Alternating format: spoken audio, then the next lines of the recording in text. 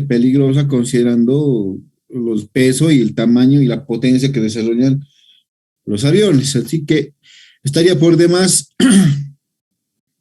eh, o sea, bueno, salta del sentido común el hecho de que no se considere tener un buen sistema de drenaje, ¿no? Entonces, básicamente es eso, ¿no? Es evitar lo que está en las fotografías, ¿no? Evitar el encharcamiento, evitar un acumulamiento. O sea, es el peor enemigo, pues, de toda obra civil siempre va a ser el agua, ¿no? Para suelos, para temas de pavimentos, para temas de durabilidad, etcétera. De una buena leída, lo que se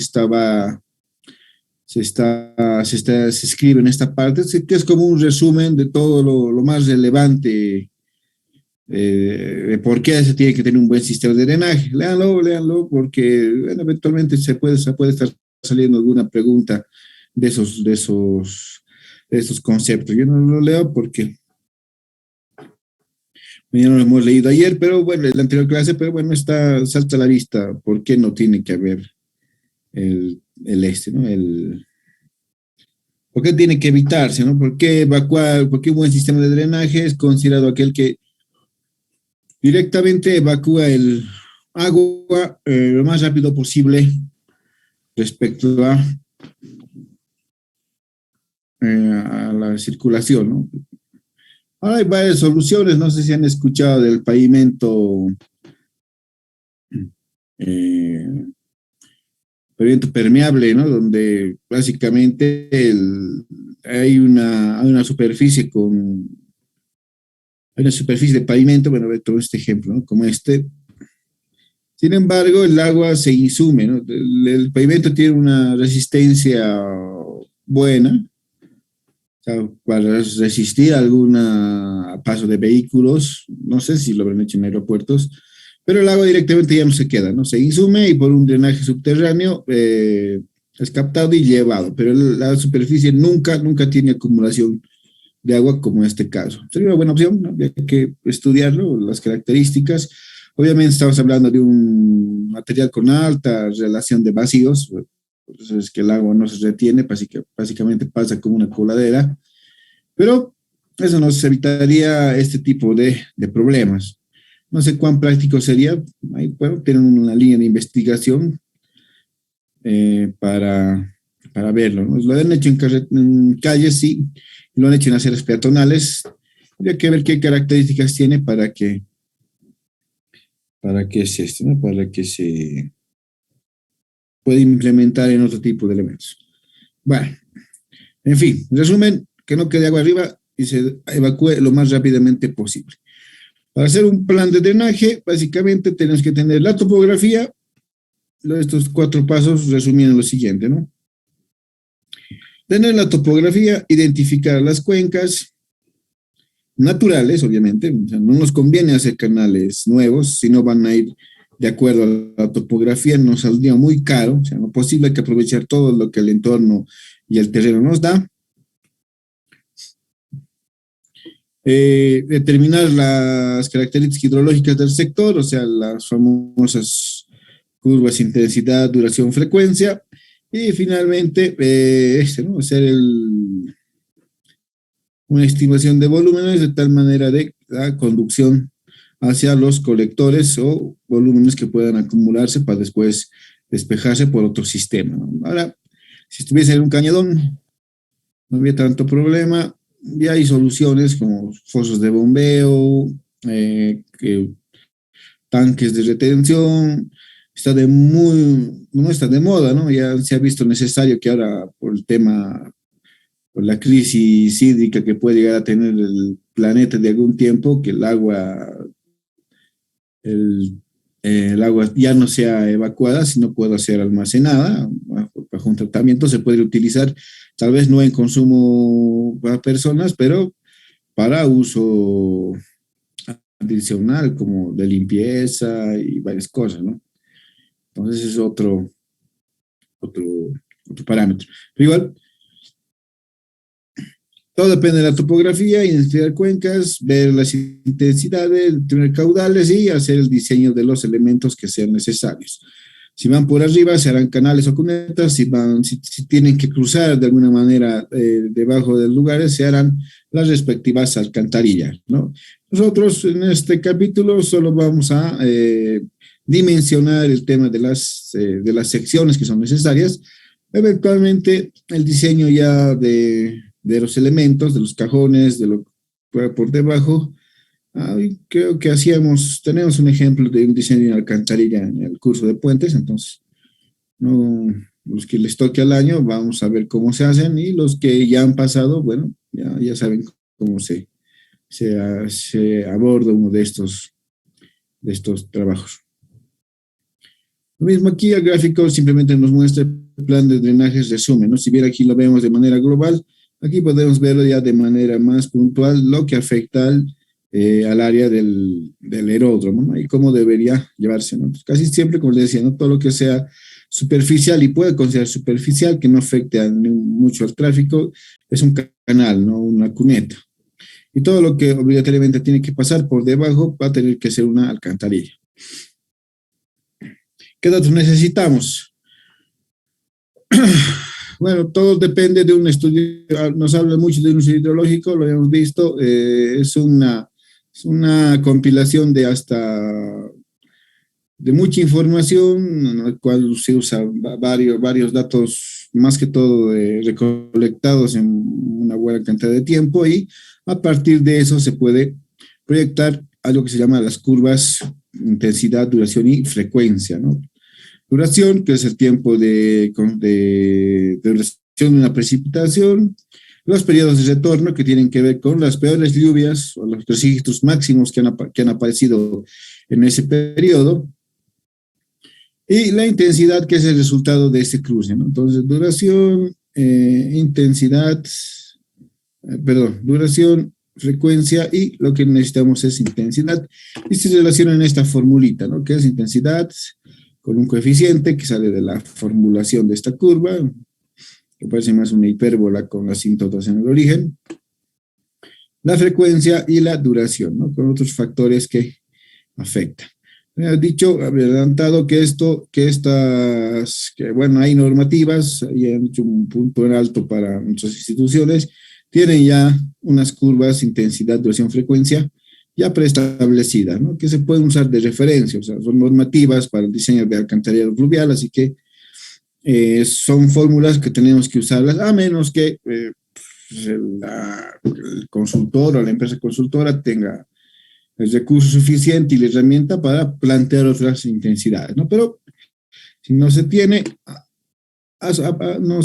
usamos estas, ¿no? Entonces, como ven, tenemos de La Paz con algún tiempo de concentración, el Alto con alguna frecuencia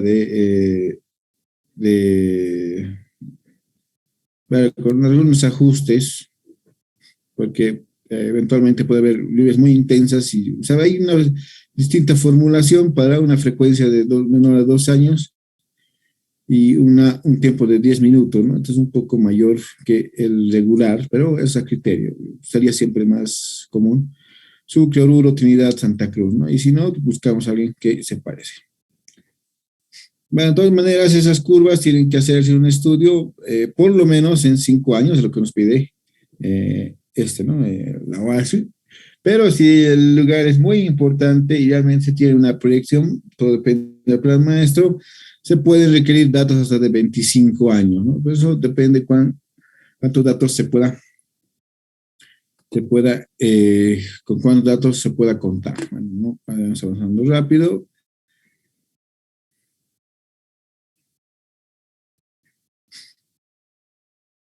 Solo para repasar lo que decía, ¿no? Estas curvitas son el registro máximo de lluvias para ciertas duraciones en estos periodos de año. No es lo que va a pasar, para que entienda, tal vez lo entienden, pero para que se te quede claro, este tiempo es el tiempo del registro 5 años atrás, 10 años atrás, 100 años atrás, referente al mayor registro y comportamiento de las precipitaciones que han tenido durante ese periodo. No es lo que se espera que pase. Obviamente, Si tomamos una peor lluvia de 100 años atrás, es como que el registro máximo de todos los que hemos tenido, y por tanto sería un buen parámetro para que en un futuro lo tomemos como este, ¿no? Como dato referencial de cuán intensa puede ser una lluvia. O sea, mientras más tiempo de frecuencia se tome en cuenta, más es el este, ¿no? Más va a ser la intensidad. Pero también viene asociado a la ¿no? A la duración. Entonces, esto es para que quede un poquito para aclarar esa parte. No estamos prediciendo el futuro, sino estamos usando datos que nos ayudan a ver cuán grandes han sido los registros 100 años antes. O sea, es como esa, ¿no? Como la historia que se está tomando en cuenta. Y la duración, bueno, la duración tiene mucho que ver con el tiempo de concentración, que es lo que se muestra en esta parte, ¿no? El tiempo de concentración es el tiempo requerido para que el agua escurra desde el punto más lejano hasta el punto de salida, ¿no? Y eso, por lo general, lo se ha dicho, es 10 minutos, ¿no? Es como que cae una gota de agua aquí y y todo lo que se va concentrando va recorriendo el tiempo, va recorriendo por el cauce natural hasta el punto más bajo, que es donde hacemos el análisis, ¿no? Donde aquí. O sea, nosotros consideramos toda esta área y ese tiempo. Ahora, eso es un tanto, bueno, no es que no sea difícil de controlar, pero si queremos tener un buen dato que nos pueda regularizar todo el comportamiento de la precipitación, eventualmente tendremos que tomar un dato de arranque, ¿no? En ese caso, casi siempre se toma 10 minutos. Sin embargo, esos 10 minutos no son tan al azar, ¿no? ¿No?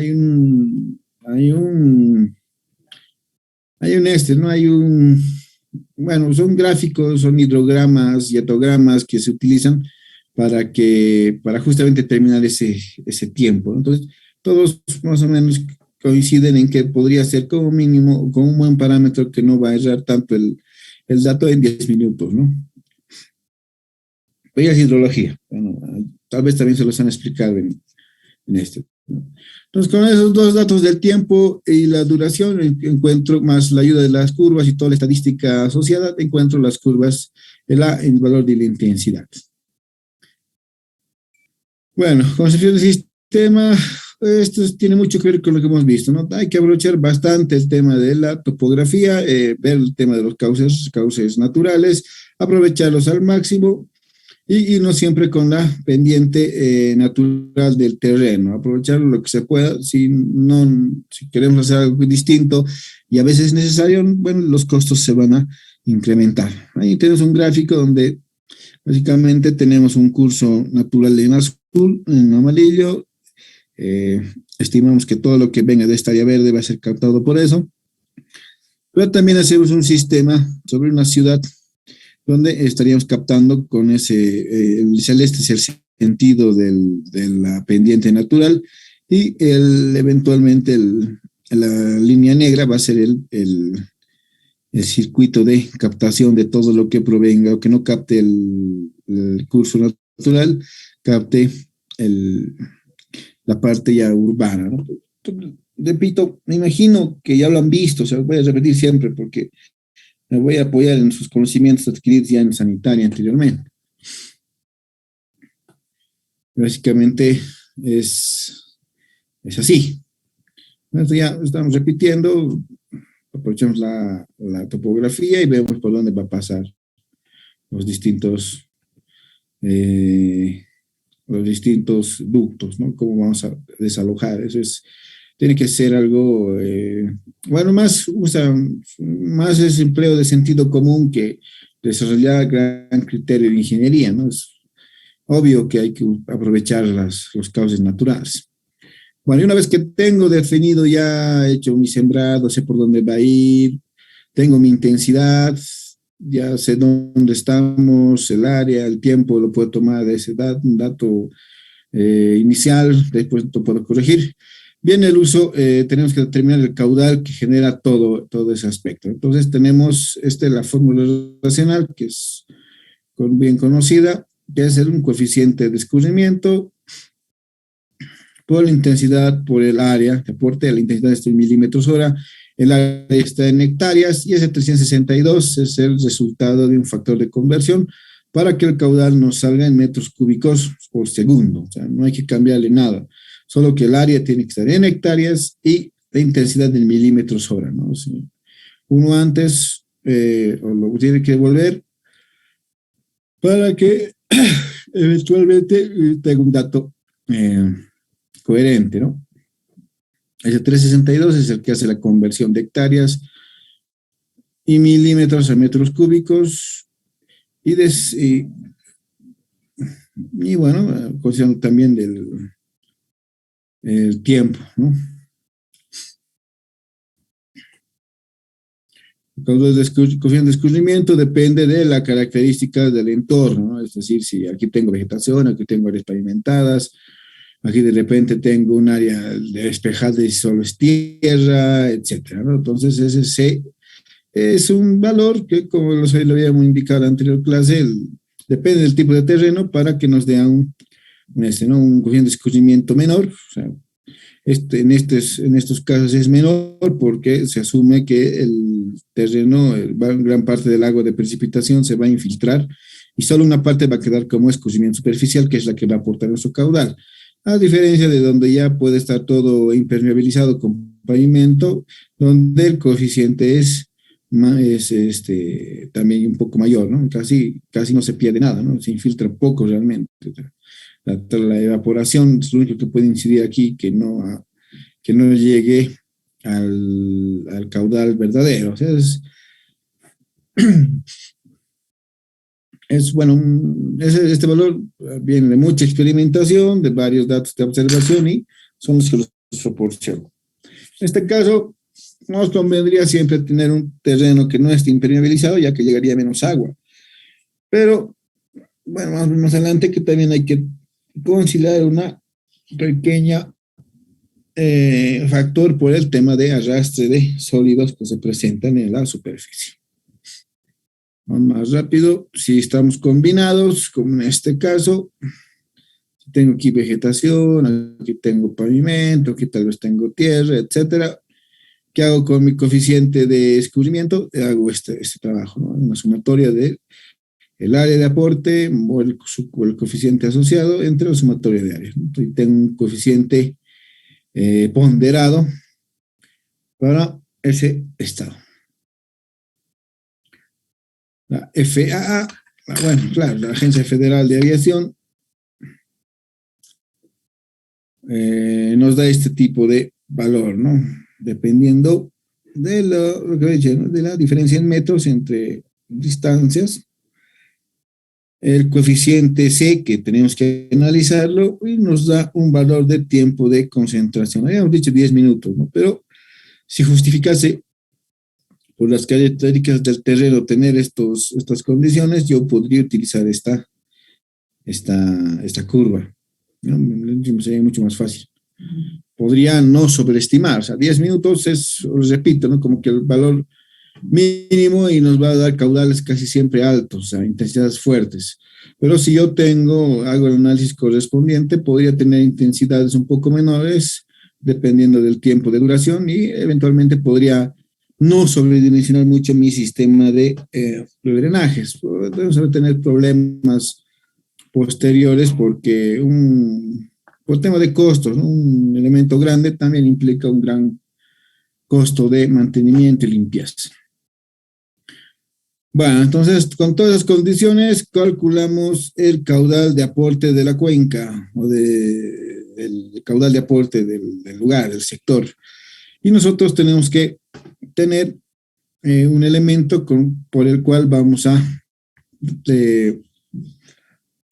distribuir, captar, direccionar y enviar el agua captada. Entonces todo lo que venga de afuera va a caer en estas secciones, ¿no? Ya se había dicho, si es superficial y no perjudica, está fuera de alguna área de circulación, van a ser canales abiertos como una cuneta trapezoidal, triangular, cuadrada, como quieran ustedes verlo.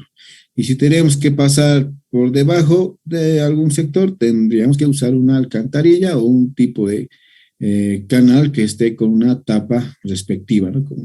Este más o menos sería el corte de esta parte, ¿no? Porque el agua tiene que ser captada.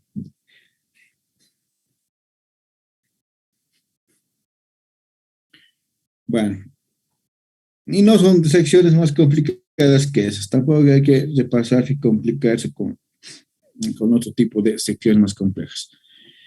Para hacer un reconocimiento, no reconocimiento hay muchas fórmulas, pero la que más se utiliza es la fórmula de Manning, ¿no? Donde relaciona el área de la sección hidráulica del canal, de la alcantarilla. El radio hidráulico, la pendiente, esa es la pendiente o el slope, y N es el factor de fricción del material con el que está materializado ¿no? El canal. Entonces, eh,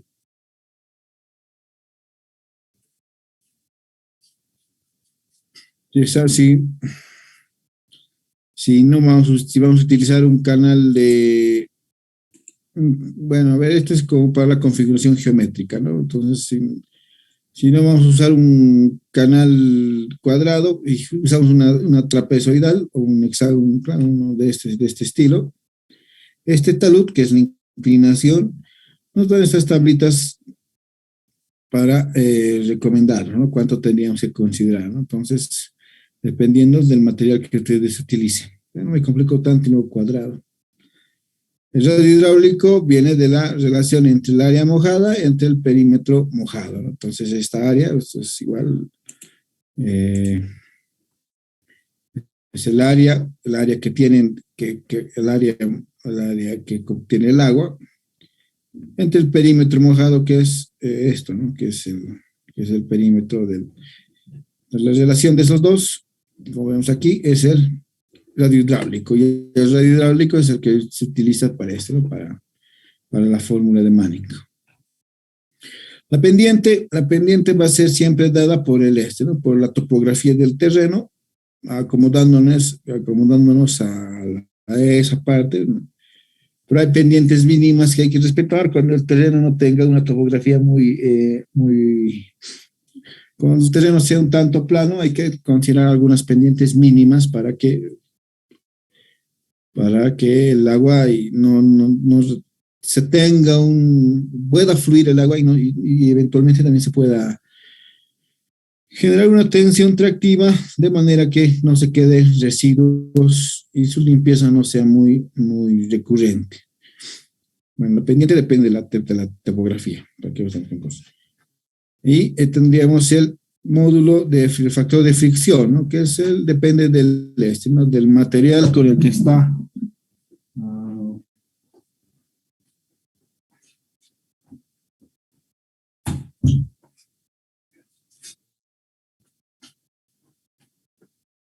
Con el que va a estar materializado el canal, ¿no? Entonces, bueno, ahí estamos, ¿no?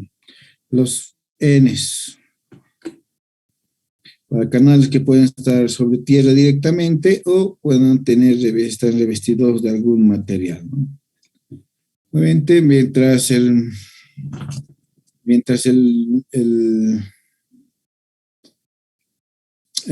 canal tenga un mejor revestimiento, su coeficiente de fricción va a ser menor, ¿no? Eventualmente, si es menor, eventualmente en esta fórmula va a tener una mayor capacidad de caudal. Entonces, mientras sea menor, eventualmente, sea de condiciones no controladas, el coeficiente de rozamiento va a ser un tanto mayor. Por ende, el caudal va a también verse afectado por esa naturaleza. Estamos hablando de aeropuertos, no deberíamos tener un canal sin revestir, ¿no? Así que consideramos de aquí para abajo nomás. Este es ¿no? Otro valor de los coeficientes de rozamiento. Bueno, obtenemos esta parte, bueno, aquí es que Este es como un ciclo, un diagrama de diseño, ¿no? Pues, prácticamente es, vamos a tener el caudal que aporta la, el caudal que aporta la cuenca, si quieren ponerlo de esa manera, o lo que aporta el área de donde se va a caer el agua. Y nosotros tenemos que proponer ¿no? Un área de tal manera que sea capaz, bueno, no, disculpar, el área, como estamos aquí, ¿no?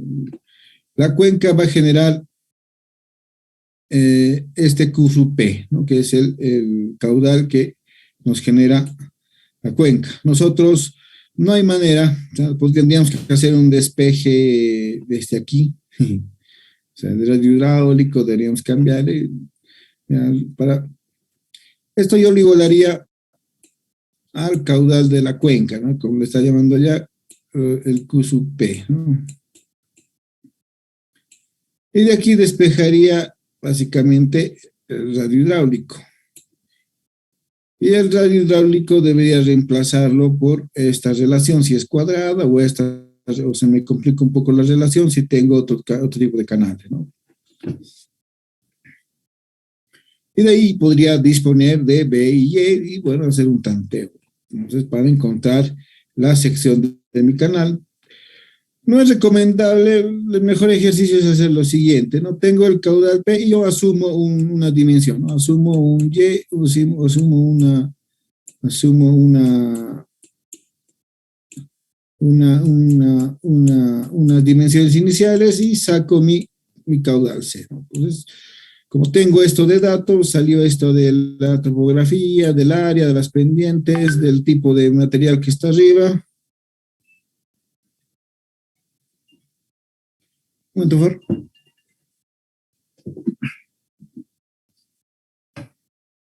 Hola.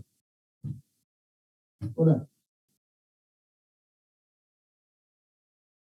Hola.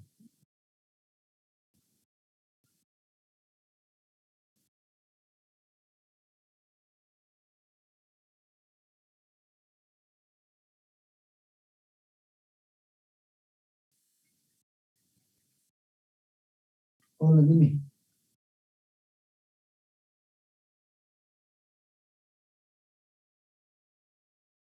Ya, lo voy a buscar. Ya,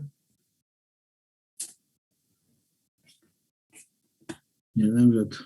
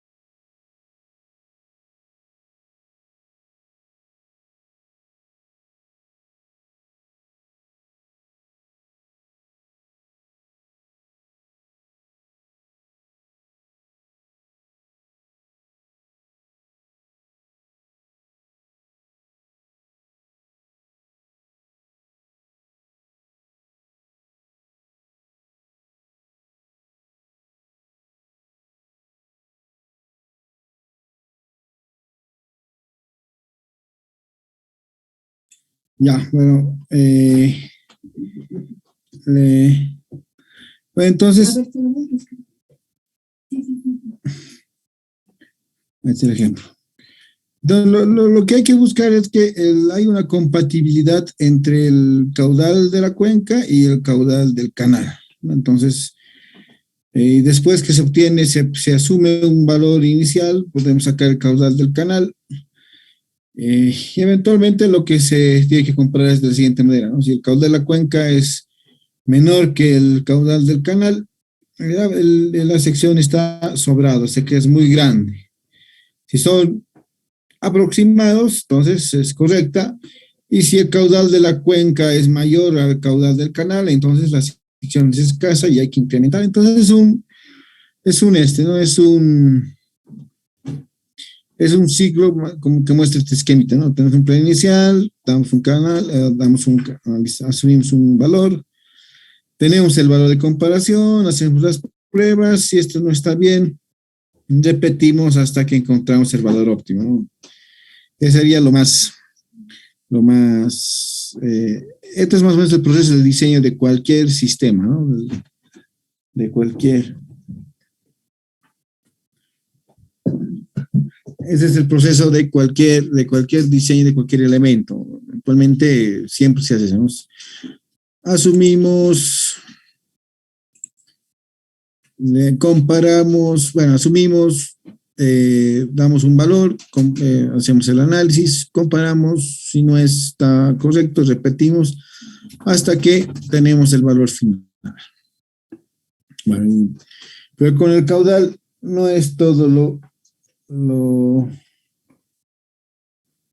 no es donde terminase, hay que hacer unas comparaciones adicionales, hay que hacer una comparación de la velocidad permisible, ya que una alta velocidad eventualmente haría un desgaste del elemento, y una velocidad muy pequeña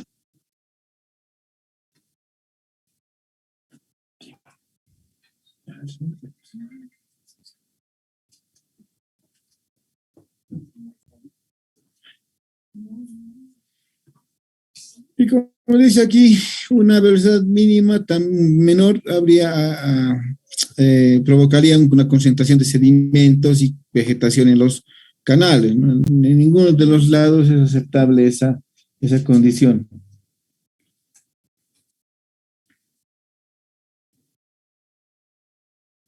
Aquí tenemos unos parámetros en función de cuánta es la velocidad máxima permisible para cada uno de los, ¿no? de tipos de revestimiento.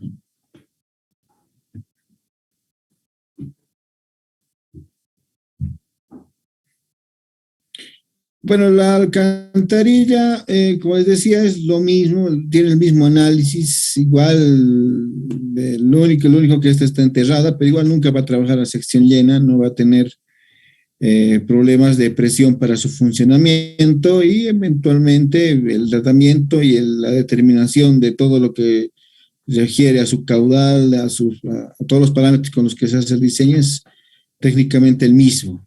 Puede cambiar por el material que se va a utilizar. Se utilizaba bastante el tema de tubos, de dos secciones circulares, y sí, bueno, quieren verificar. También tenemos la fórmula para el respectivo, ¿no? Para el área, para el perímetro y para su radio hidráulico, y volvemos a utilizar la fórmula de Manning, ¿no? Va a ser un poco más fácil porque, bueno, el tubo o es concreto o es acero, o tal vez plástico. Y esos coeficientes de rugosidad están dados, ¿no? Ya no hay que, no tendríamos que estar estimando sobre lo que se va a materializar. El cálculo estructural ya es otro tema, es un capítulo que se ve en la materia de puentes, y eventualmente los que han pasado el curso ya deben acordarse cómo se considera el peso del terreno y la línea de influencia del vehículo que pasa. En este caso no va a pasar un camión, va a pasar un avión, pero solo cambia por el tema del peso del elemento. Algo complementario a las alcantarillas son elementos de salida que son principalmente colocados para evitar la erosión del material que pueda presentarse por el flujo del agua, con el fin de dar un poquito más de vida útil al funcionamiento de estos elementos, ¿no? Los famosos cabezales, los disipadores de energía, justamente que tienen esa misma función. Para terminar, y de acuerdo a lo que les explicaba, a veces por la crisis hídrica que puede llegar a tener el planeta, hay algunas soluciones como esta, ¿no? Donde el agua, en vez de despacharla hacia su cauce natural, lo que se hace es almacenarla, ¿no? Entonces, eventualmente lo que se hace es captarla y, bueno, según el volumen que se pueda acumular en un tiempo, se puede tener ¿no? Se puede tener un valor, un volumen de almacenamiento. Esto, la cuneta no deja de ser un canal triangular o de sección definida respecto a lo que ya habíamos visto. Y bueno, para terminar, los famosos subdrenes. El agua eventualmente se va a infiltrar y va a comenzar a circular por debajo. Y la manera de captarla es mediante unos elementos que se llaman subdrenes, ¿no? Entonces siempre están configurados de esta manera. Se hace bastante. La Paz tiene mucha experiencia, pues está llena de corrientes subterráneas. eh, y bueno, hay unos requisitos. El asunto es que el agua que se infiltre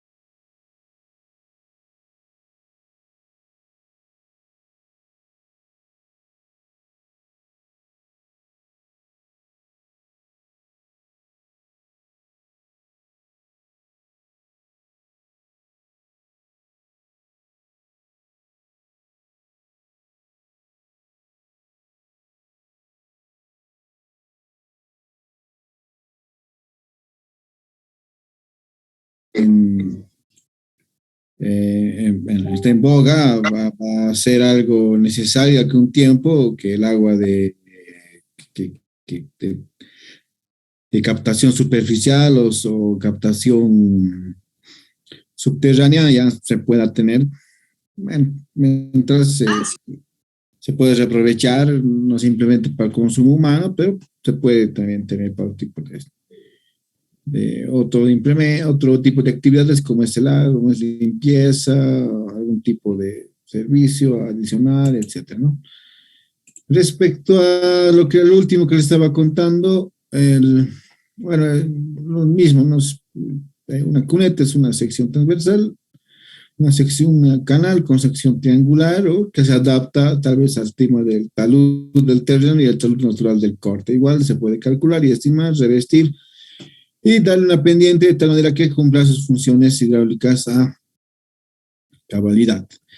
Lo último que estábamos viendo antes del corte era ¿no? El subdren, ¿no? Habíamos hablado que el coeficiente de escurrimiento, justamente, bueno, estaba aquí arriba, disculpen si se marean con la presentación.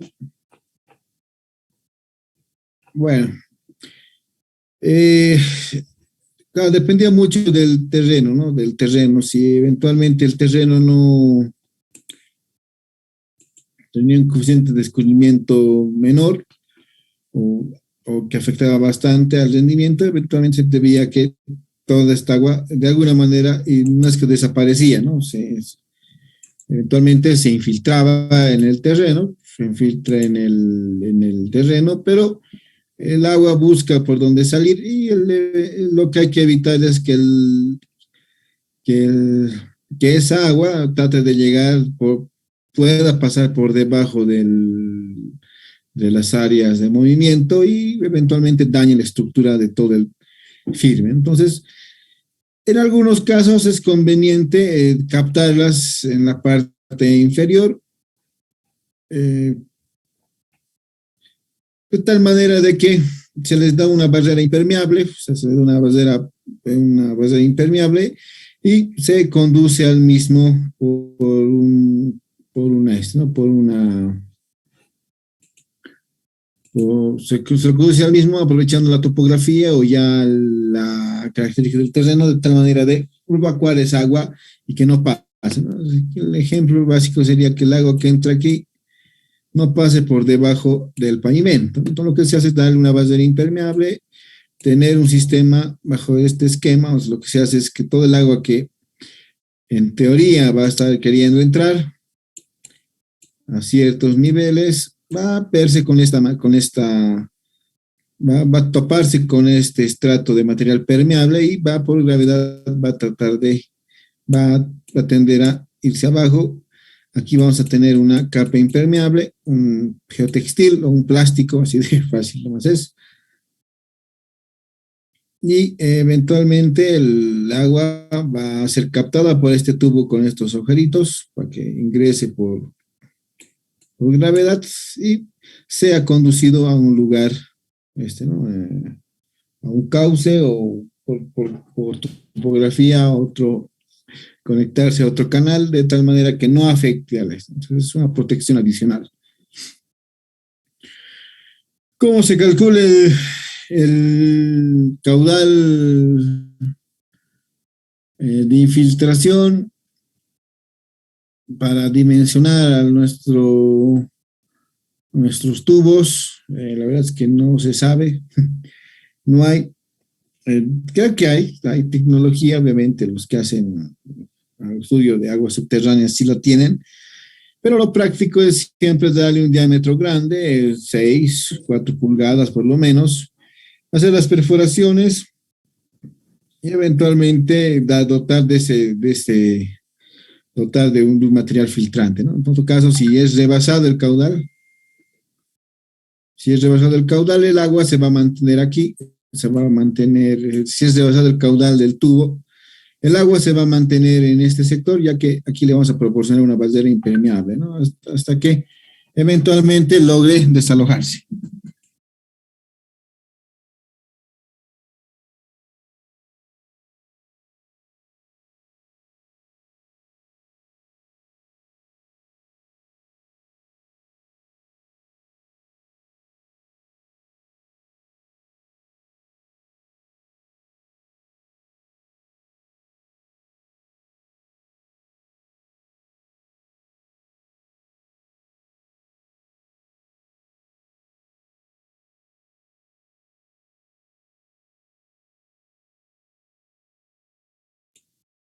Bueno, bien, eso es parte de teoría. Vayamos terminando con nuestro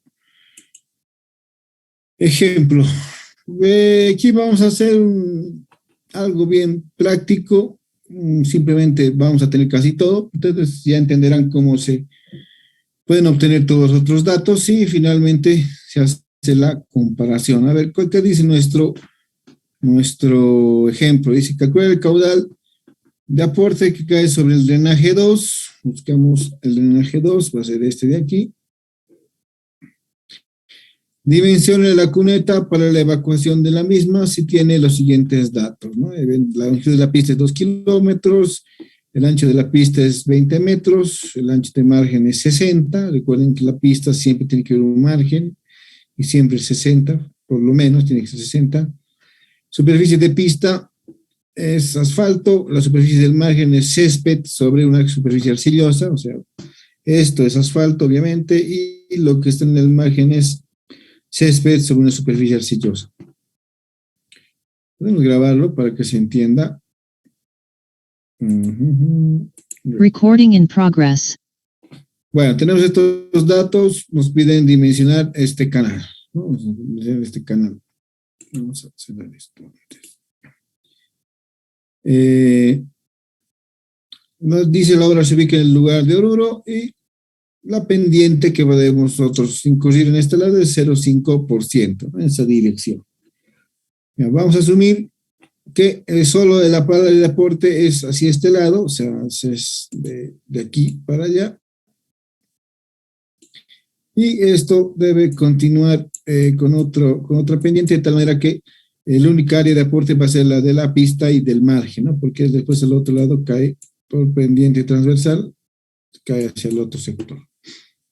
Bueno, ¿cómo empezamos? Primero vamos a calcular el aporte de la cuenca, ¿no? De la superficie, del área. Entonces, la fórmula racional, tenemos que encontrar los datos que corresponden a esta ecuación, ¿no? La ecuación de escorrentía, que corresponde al terreno arcilloso medio por el asfalto que está, por el material que está en el margen. Recuerden que decía que era césped sobre el material arcilloso, y el pavimento de asfalto, que es el que se ubica sobre la ¿no? Sobre la pista misma, ¿no? Entonces, tengo dos distintos coeficientes de escurrimiento, perdón, y hago la fórmula de la ponderación, ¿no? Entonces, el área de la pista, solo eso estamos aportando, es 2 kilómetros por 0,2 por su ancho. Y el área del margen, que es 2 kilómetros por el ancho también, ¿no? Hablando de kilómetros, ¿no? Entonces, 20, 60. Entonces tengo 0,04 kilómetros cuadrados, 0,12 kilómetros cuadrados, ¿no? Eso le falta aquí. El coeficiente de escorrentía de la pista es 0,95, que es el que hemos sacado del máximo de la tabla, y del margen es 0,22, ¿no? Entonces yo lo introduzco a la fórmula que es la sumatoria de los productos sobre la sumatoria de las áreas, y tengo un coeficiente de escorrentía de 0,405, ¿no? Y con eso obtendría este coeficiente. Me han dicho que la ciudad es Oruro, así que me voy a la norma de alcantarillado pluvial y obtengo el siguiente dato, ¿no? La siguiente fórmula. Me recomiendan tener 20 años de periodo de retorno y un tiempo de concentración mínimo de 10 minutos. Lo voy a hacer así. Si hubiera ido por este otro lado, tendría 0,405. Tendría tal vez estar por este sector y ver la distancia, ¿no? De diferencia de... Entonces, tendría un tiempo de concentración un poco mayor para captar. Pero no estaría equivocándome mucho si considero los 10 minutos de concentración como tiempo de concentración, redundando. Entonces, la intensidad es simplemente reemplazar F en el periodo de retorno con su variable F y el tiempo de concentración en este lugar. Entonces, tengo intensidad de 42,75 milímetros hora, directamente de esta forma. Y asumiendo estos datos. Asumiendo, y ustedes pueden asumirlo también. Bueno, y si como ya tengo la intensidad, tengo el coeficiente, lo que me quedaría es determinar el área, ¿no? Hemos determinado que el área, lo hemos hecho ahí arriba. Si sumamos el área de la cuneta y el área de la pista, llegamos a 0,16 kilómetros cuadrados, que equivale a 16 hectáreas, ¿no? Y con eso tengo el área de la cuenca o de la superficie de aporte, y si hago el uso de la fórmula relacional, tengo un caudal de 0,765 metros cúbicos por segundo que aporta con esa intensidad este caudal en este sector. Bueno, con eso tengo el caudal de la cuenca, ¿no? El caudal que me está proporcionando la superficie. Ahora tengo que yo captarlo con un elemento de drenaje. Entonces, como dice aquí, ¿no? Calcular el caudal del área de aporte, definamos una sección inicial de la que se calculará la capacidad del caudal del traslado y hacer una serie de iteraciones que se ajusten al caudal de demanda, ¿no? Lo que nos decían, ¿no? O sea, vamos a darnos una dimensión y después vamos a compararlo y después vamos a ver cómo estamos respecto al dato de demanda, ¿no? Este va a ser capacidad total respecto a la demanda y tienen que ser casi iguales. Vamos a usar una triangular asumiendo las siguientes dimensiones. Puedo arrancar con un tirante una base de T de 0,5 metros y una altura de 0,5 metros y una pendiente considerando de 1, ¿no? Para que sea a 45 grados. Reemplazando estos valores con el formulario, obtengo el área mojada, el perímetro mojado y el radio hidráulico.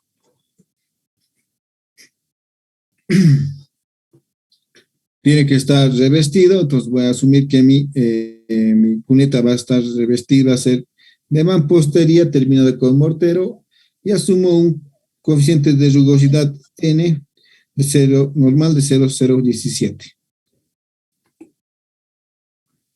Si lo comparo con otros valores, igual puedo verificar que es un valor que eventualmente se va repitiendo con otras, ¿no? Con otros elementos o otros revestimientos, ¿no? Bueno, la pendiente habíamos visto que es 1 sobre 0,1% y la rugosidad es 0,017. Entonces, si yo reemplazo esto, si yo reemplazaría esto aquí, en la fórmula de Manning, tengo un resultado que habla de 0,63 metros cúbicos segundo. Entonces comparo, ¿no? Lo que me pide el área total es 0,765. Y lo que obtengo con esta primera dimensionamiento, obtengo una capacidad de 0,63, o sea que la sección no es suficiente. Entonces, primera iteración, lo que hago es, puedo ahora subir un poco, ¿no? Ahora hago que ya no sea la base de un 0,5, sino de 1 metro, y mi altura va a ser 80 centímetros, ¿no? Hago absolutamente lo mismo, área, perímetro hidráulico. La pendiente la voy a botar igual a 0,1%, es grande. Yo tengo lo reemplazo en la fórmula de Manning y eventualmente tengo 0,837, ¿no? Y lo comparo con los 765. Esta vez ya 0,837 es mayor 765, estaría ok, cumpliría, pero podría yo ser un poco más exigente y hacer un ajuste más de tal manera que el valor del caudal requerido el caudal de aporte sea más parecido al caudal del elemento que estoy diseñando, ¿no? Pero es básicamente eso, ¿no? Si ven, no es nada complicado, ¿no? Simplemente es ir reemplazando hasta que encontremos el valor suficiente. Ahora ustedes podrían irlo ensayando, revisen bien este ejemplo, no es nada complicado. Podrían hacerlo con la sección cuadrada, aquí ya tienen todas las formulaciones, o podrían hacerlo con la sección rectangular.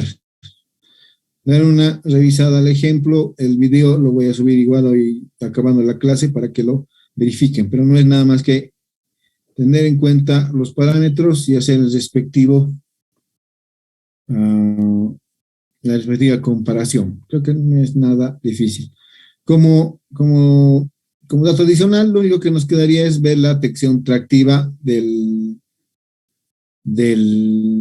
elemento, que depende otra vez de la densidad, de la gravedad, del radio hidráulico y la pendiente. Es como si nos proporcionasen una pendiente, una tracción mínima. O sea, yo de esta fórmula, que todos ya la conocen también, puedo determinar pendientes mínimas para generar ciertas tracciones para elementos que tengan ciertas características. Recuerden que el radio hidráulico es el área y el perímetro mojado.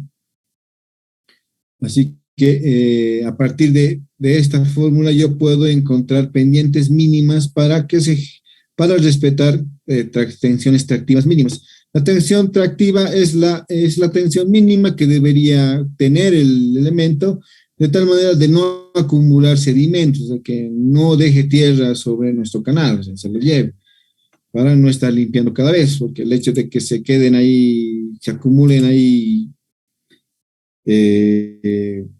tierra o sedimentos, eventualmente va a generar muy probablemente la creación de vegetación, y la vegetación, por el tiempo que se quede, va a introducir raíces y eventualmente va a desgastar y reducir la vida útil de los canales, cunetas y otros elementos que se puedan ver, o se van a consolidar y van a generar una capa adicional, va reduciendo la sección útil del canal, ¿no? Por eso es que, si recuerdan en su curso de pavimento, de pluvial, eventualmente siempre les daban una pendiente mínima dependiendo del área o del diámetro del elemento, ¿no? Es algo que viene asociado, ¿no? En el caso del ejemplo, con ese radio hidráulico, nosotros tenemos una tensión de 20.79, ¿no? Considerando que la pendiente es alta, 1% es bastante alta. Y el radio hidráulico de nuestra sección eventualmente también se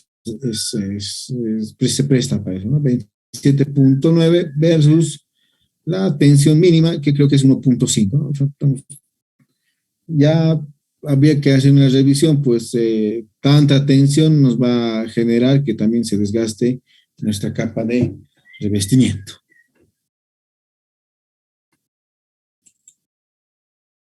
Recording stopped. Bueno,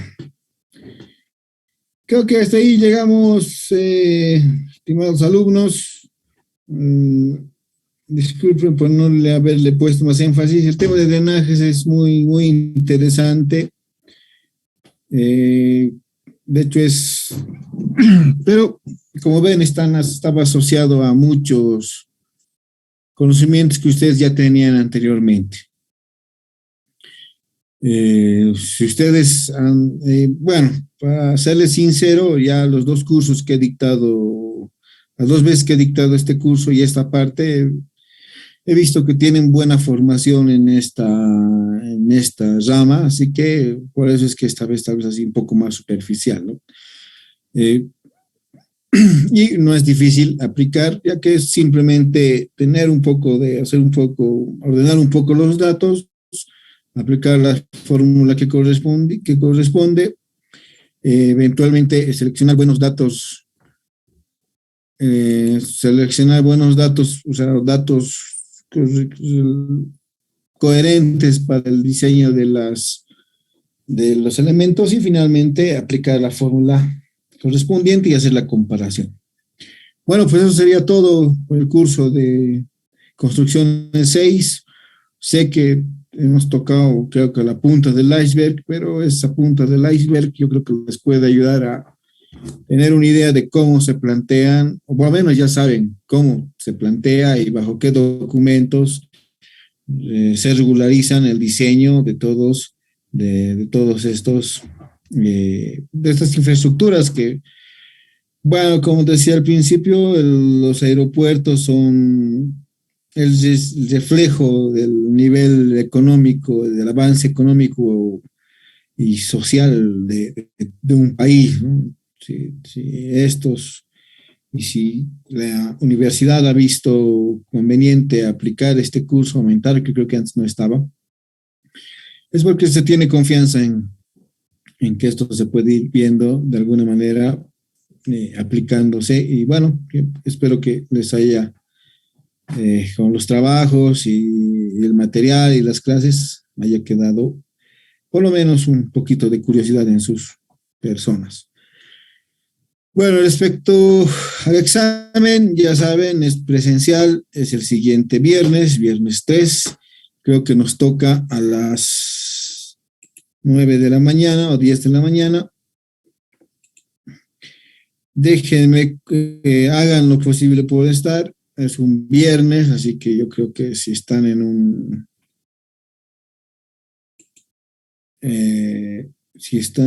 perdón, a ver dónde está.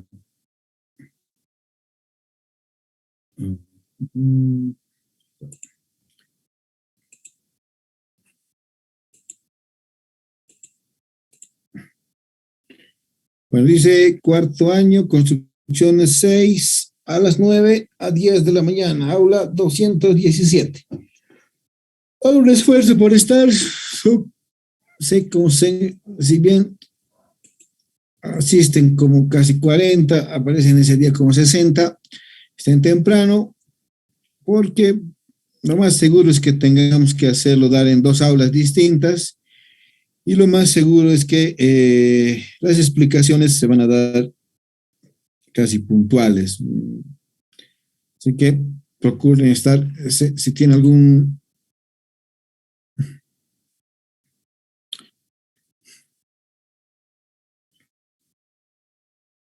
Sí, es presencial, así que sí, tendrían que tener sus apuntes, o sea, mínimo les vamos a dar las herramientas para que, bueno, yo les dejo usar los apuntes, eso no se preocupen, pero tampoco se lleven pues, no, los exámenes pasados, ¿no? Casi yo siempre no los repito, pero a veces no depende de la misma pregunta, pero sí, sí usen. De hecho, llévense por si acaso, una copia de los ábacos de pavimentos, porque van a utilizar eso, ¿no? Van a utilizar prácticamente eso. Así que llévense un buen formulario de hidráulica de lo que acabamos de ver. Obviamente siempre hay una parte teórica, ahí no se permite el apunte, pero a ver, para explicarles cómo lo hacíamos presencialmente. Primero se les pasa la parte teórica, que van a tener 10 minutos para resolverla. Y después se les pasa la parte práctica, que van a tener el resto de la hora, 20 minutos para resolverla, ¿no? Entonces ahí, para esa hora, 20 minutos necesitan sus apuntes. Entonces, es así como lo hacíamos cuando eran normal las clases. Y eso, cuidado que se están olvidando, cuidado que están llevando su computadora, eso sí no se permite, y tampoco se permite que usen el celular. Eso es obvio también, ¿no? Entonces, llévense una buena calculadora y bueno, nos encontramos en la evaluación el siguiente viernes.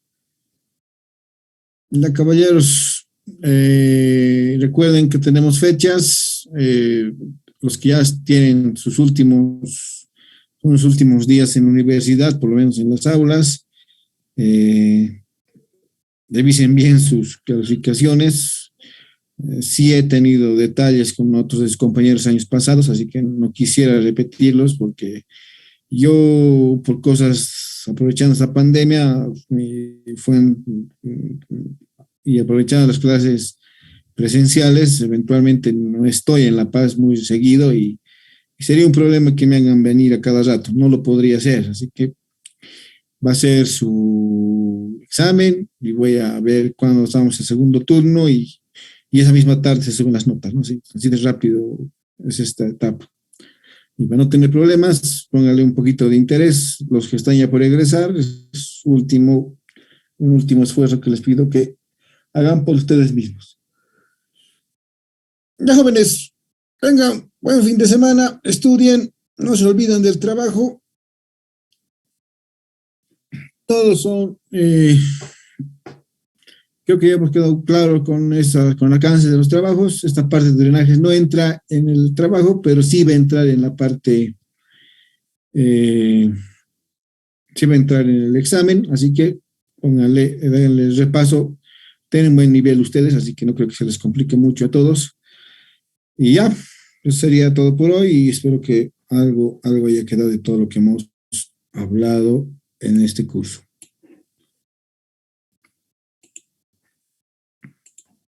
Bueno, tal vez todos tengan buen resto de jornada y nos vemos en la evaluación.